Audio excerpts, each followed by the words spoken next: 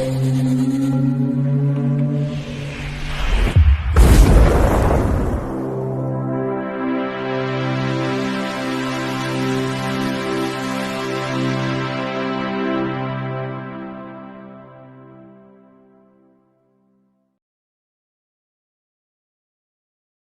back. It's me, Ian.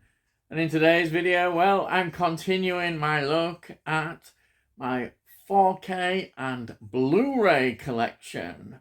And this is the 19th shelf, part 19. Yes, we're very near the end now. So, without further ado, as they say, let's get on with it. Right, and the first one is the first season of the remake of V. Yes, there's a cover. And what a great series this was. I absolutely loved this. Obviously, I don't think it had quite the charm of the original one. I've got the second season as well. But it's still good. It's just enjoyable, and I really enjoyed it. Yeah, highly recommend it if you see it. You probably find it quite cheap. Unfortunately, as usual, we didn't get a proper ending, but I still liked it. It is recommended. Then I've got here Vampire Circus. Yes, we've reviewed this. You can't beat these wonderful films, can you? Yes. Hammer. They're so good, aren't they? They're just brilliant. Hammer. And here this is a nice addition as well. There's some great special features on here. That's Vampire Circus. Then we've got another Hammer. The Vampire Lovers. Oh, yes. Get that cover, isn't that great? Fantastic. Absolutely wonderful. Just Ingrid Pip. What else do you need to say? It's great. Then I've got here. Oh, this is a classic Videodrome. Oh yeah, Cronenberg and Debbie Harry, of course, in it. It's just. I remember watching this at the cinema and again being totally blown away.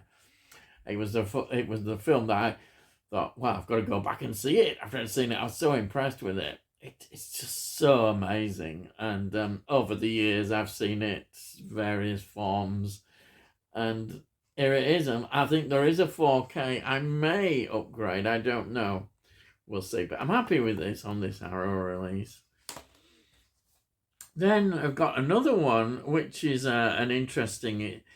it's called Vile. And it's one of these sort of quite low budget horror films, which does leave you quite sort of gripped by it, and it's very enjoyable. Yes, enjoyable. And then I've got, yes, a lot of you will have seen this, Village of the Damned. It's a classic. It is on this HMV premium label as well, but this is wonderful. It's so atmospheric. These children, wow, they're so they are alien, definitely. The way it's done, it's just amazing. Great film in black and white, of course. And then, oh yeah, this was sent to me by Tony. And what a film this is. This is Richard Burton really doing it so well, like he did Villain, a British gangster crime film. Excellent. I was thinking, oh, and Ian McShane as well in this as well. He's done a lot of things, hasn't he? Ian McShane still going. But there we are, Villain. And then the next one is Violation, and this is a Shudder release. Wow, this film is, talk about revenge. Wow, yeah. It's also, I was quite shocked as well because I watched it and thought, oh the heck, this is a porn. These are a bit porny. Yes, it's got a scene in which is just uh, uncensored porn, really. Yes, but it's a frightening scene as well, because you come to about what happens anyhow.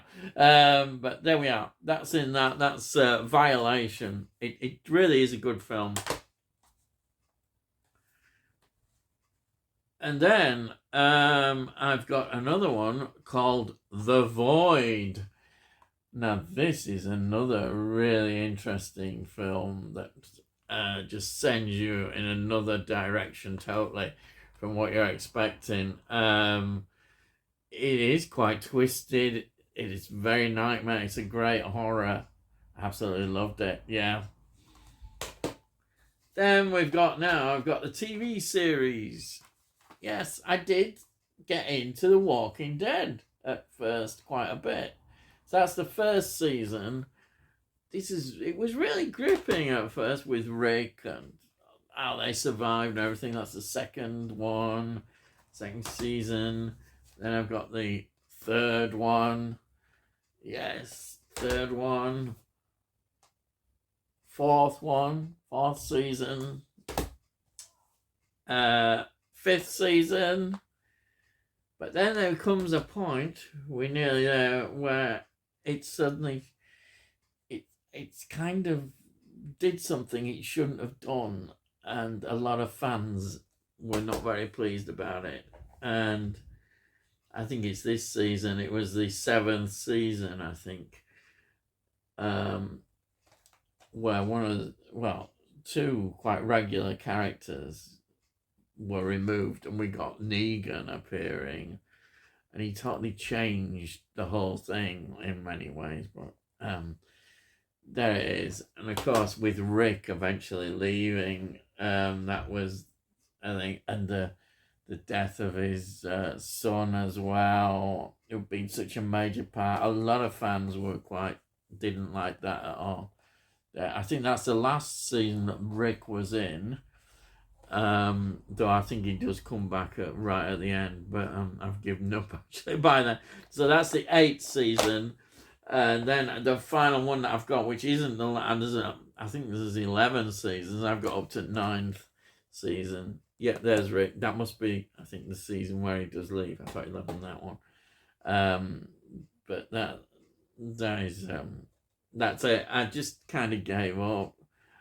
I just lost enthusiasm following it, but I enjoyed it up to that point. But that was a big turning point with Negan. Right, I've got this Warzone, Punisher, a Punisher movie. Yes, this is just enjoyable. It's what you get is this character who's just shooting away at people. It's based on a comic book character, and I know AJ in our community, he's a massive Punisher fan, and I picked this up really cheap. I got it quite cheap, but there we are. There it is, the Punisher. And then I've got again Watchmen, which I enjoyed. It's the sort of film that you think you shouldn't really enjoy, but you end up enjoying it because it's another take on the superheroes. And this is enjoyable, but I think there's more additions to this. I think there was a TV spin-off. I am quite happy with this, but maybe I don't know. I think there is some more extended editions, but I enjoyed that from what it is. And it's one I picked up cheap as well. Then I absolutely love the next film. It brings it all back. 1970, Waterloo. Again, I saw this on the big screen. Was so excited. This was a great release as well because you got a book and the reprint of the book, which I actually have, which is all about the film. This was a great release. I picked this up as well, really cheap. Rod Steiger as Napoleon. He's incredible. Yeah, he's incredible. And we've got Christopher Plummer as Duke of Wellington. I battle scenes, amazing battle scenes. I should review this sometime, and we could get into it a lot. Yes. Right. Now, classic, and a Richard Burton again. Where Eagles Dare with Clint Eastwood. What a film! Oh, Ingrid Pitt as well is in this. Wow, what a film! It's my favourite war film, I think. If I was to pick one, okay, I like it maybe because it is quite over the top in many ways, and I think it's from the Alistair MacLean novel as well.